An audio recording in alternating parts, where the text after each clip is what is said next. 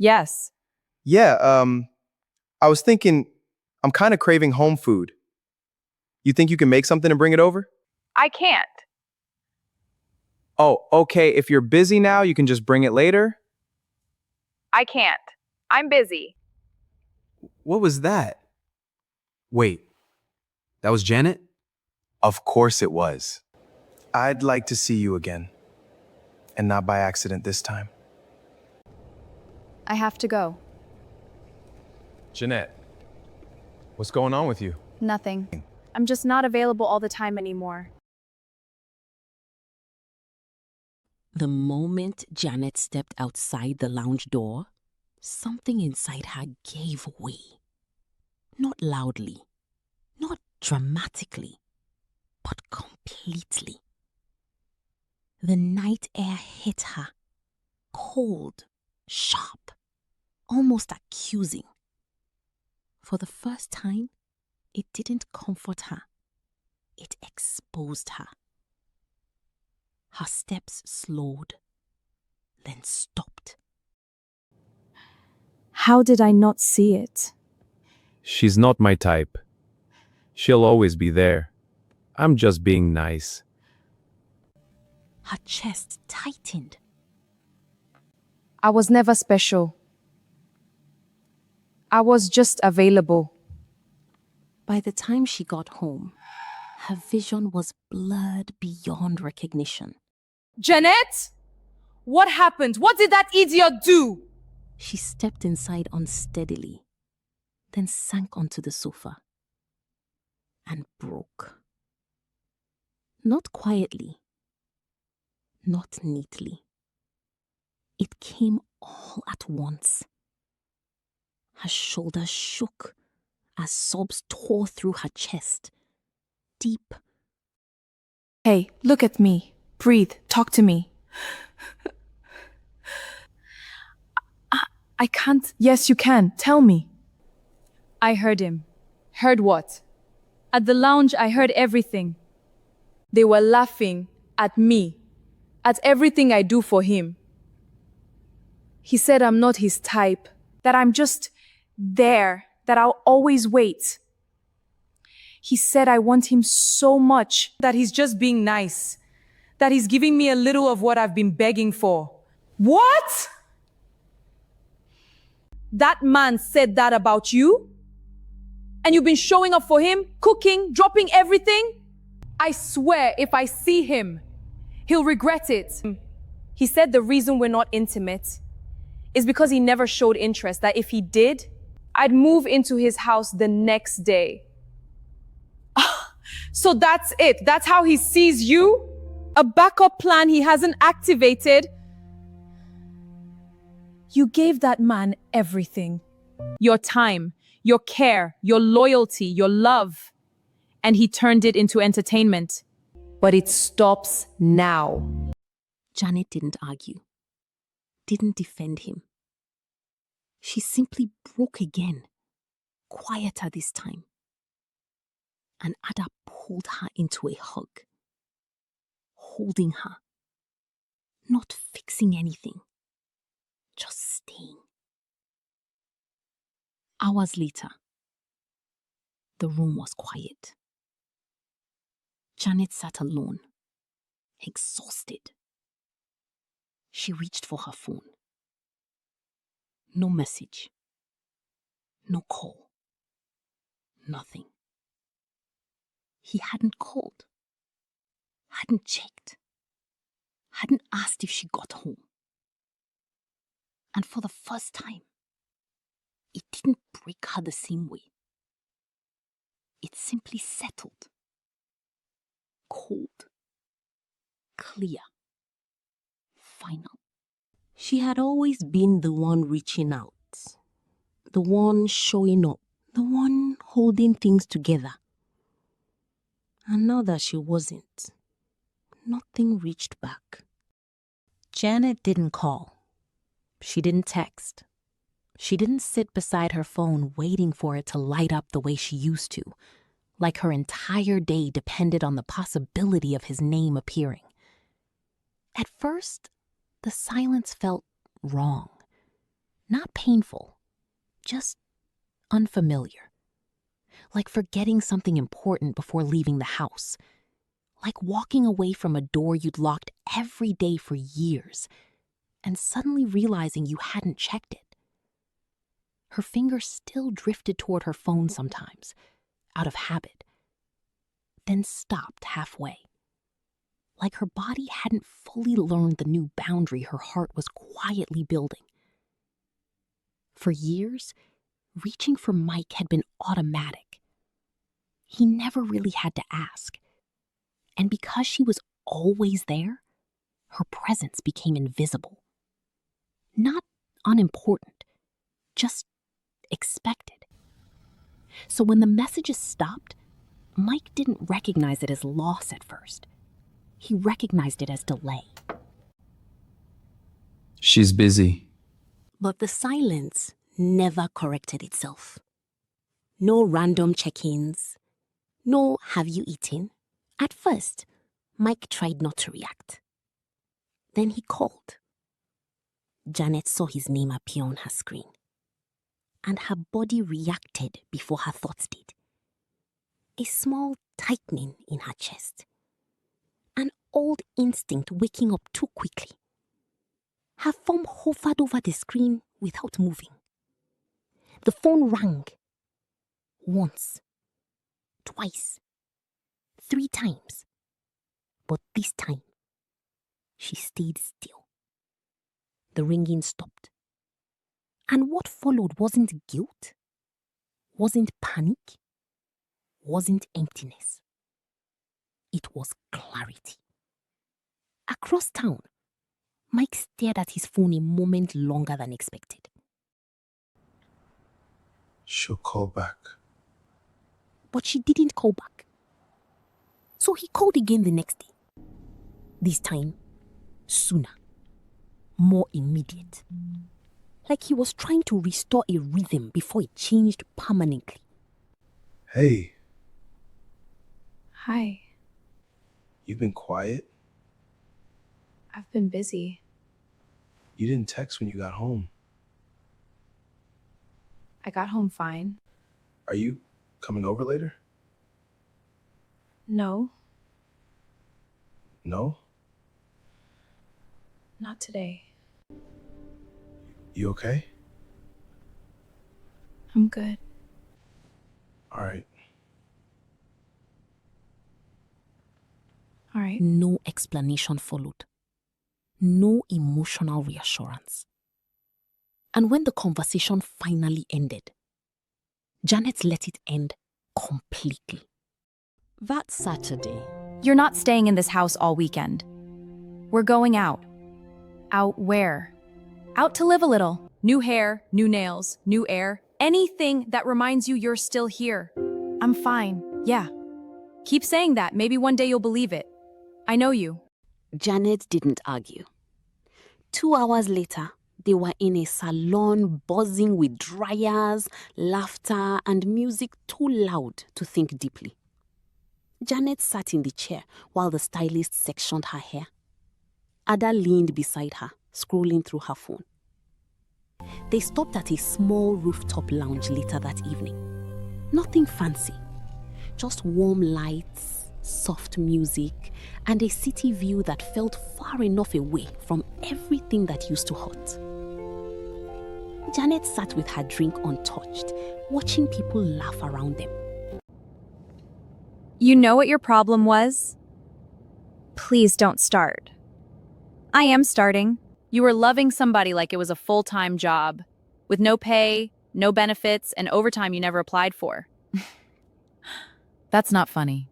It is, because now you're emotionally unemployed. You know, I'm actually glad you heard what you heard. Glad? It hurt, I know. But at least it ended guessing. No filling gaps for someone who never gave you clarity. I just feel drained.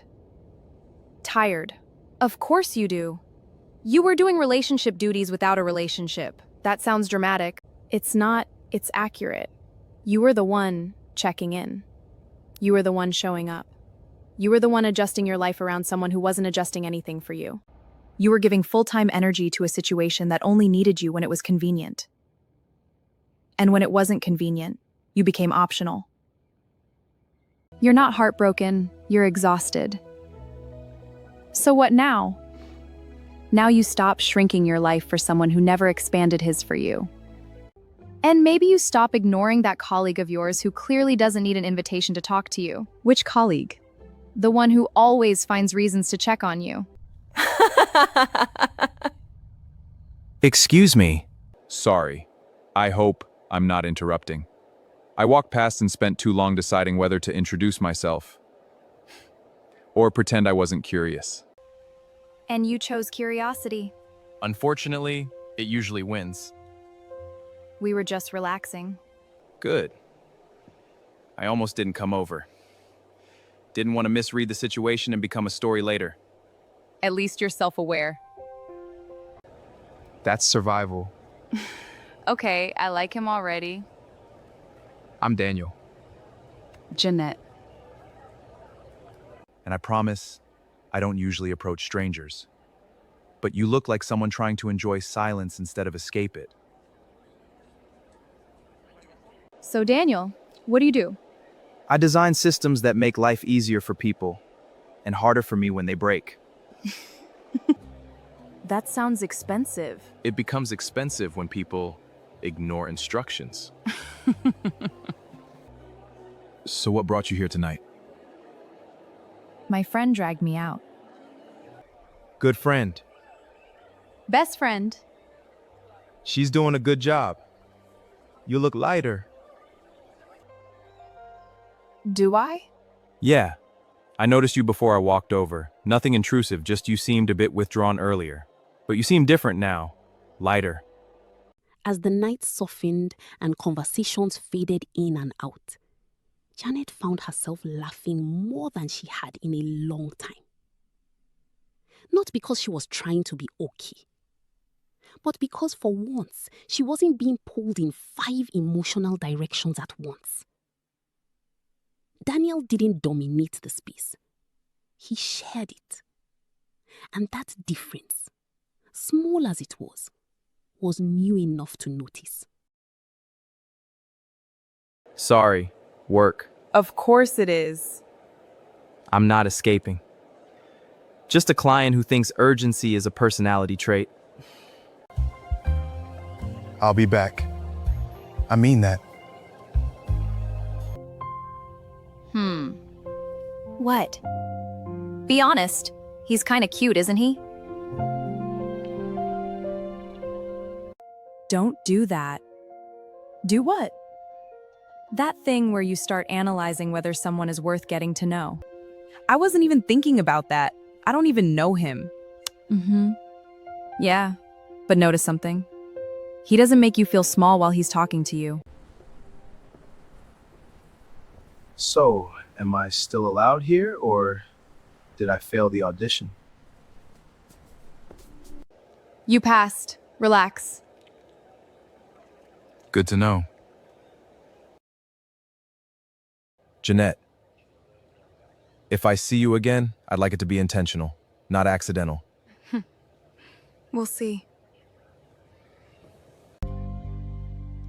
You're smiling. I am not. You are, and it's annoying me. Janet felt lighter than she had in years. 2 days later, Mike sat half slouched on his couch, phone in one hand, remote in the other. Guy! How far? Abeg, tell me there's food in this house. I'm actually starving.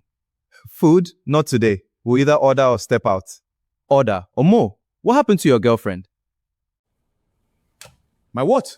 I beg. Janet, now that girl that used to bring you proper food. Not normal food, though. Full restaurant level meal. Omo, that fried rice alone deserves respect. So what happened this time? We haven't really spoken in a while. Wait, what? Janet? You two haven't spoken in a while? Is she okay? Is she sick? It's not that deep. Hyun, that babe checks on you morning, afternoon, night. As in she drops everything once you call? She's just busy, I guess. Busy? For you? Impossible. Oh yeah, call her now.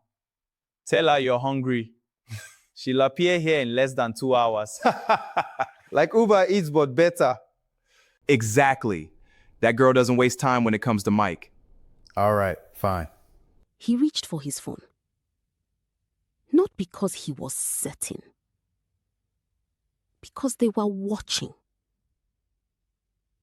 He dialed without thinking too hard about it. Put the call on speaker automatically. The phone rang. Once. Twice. Yes. Yeah, I was thinking, I'm kind of craving home food. You think you can make something and bring it over? I can't. Oh, okay, if you're busy now, you can just bring it later? I can't. I'm busy. All right then, no problem. Yeah. What was that? Wait, that was Janet? Of course it was. No. I mean, are you sure? That didn't sound like her. She said she's busy. Since when did Janet become too busy for you? She's probably really busy. Guy, are you sure something didn't happen? What do you mean? I mean, this whole thing, it didn't sound like her at all. Think about it properly. When was the last time you even saw her? Did you do something to piss her off? No, nothing happened. Wait, at the lounge, when she left to use the restroom, me and the guys were talking about her. What kind of talking? She wasn't there at the time. But he still didn't explain what had actually been said. Are you sure she didn't overhear the conversation? No. She didn't hear anything. If she did, I'd know. How? Because she was fine when she came back. She was laughing, normal. If she heard anything like that, she wouldn't have acted like that. Then something changed. Mike didn't respond. Not because he didn't hear it, but because he did. And for the first time, he couldn't explain it away. A few days later, it wasn't planned. That was what made it feel different. No pressure, no expectation, just a message. Simple, direct. Hey, I was going to grab coffee after work. Thought I'd ask if you wanted to join me. Intentionally this time. Janet stared at her phone for a moment longer than necessary. He had said exactly what he meant and left space for her to choose. She replied, "Okay." The cafe was quiet, not empty. Hey. Hi. She sat across from him. No rush, no awkwardness trying to fill itself. Just two people settling into the same space without forcing it to mean more than it needed to. They talked about small things at first. Work, random frustrations, things that didn't carry emotional risk. And slowly, it expanded. Not into intensity, into ease. Janet noticed something without trying to. She wasn't performing, not choosing words carefully, not adjusting tone, not checking his reactions to see if she was still being received correctly. Daniel leaned back slightly. Can I ask you something? Depends. I'd like to see you again. And not by accident this time. I don't want to assume anything, but I enjoy talking to you, and I'd like to do it again properly.